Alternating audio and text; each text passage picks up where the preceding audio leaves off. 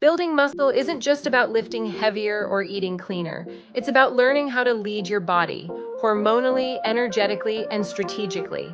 In midlife, muscle becomes more than aesthetic. It becomes protection.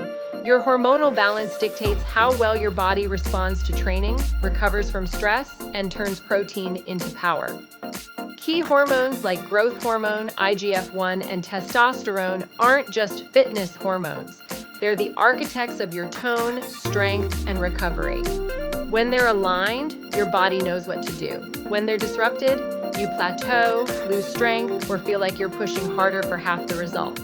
But here's the truth most women aren't told. If your thyroid is low, your testosterone is flatlined, or your estrogen is crashing, no amount of peptides or protein will get you the results you deserve.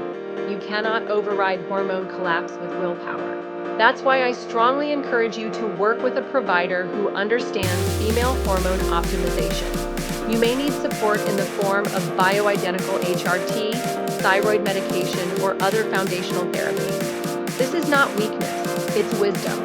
Your staff works better when your hormones are supported.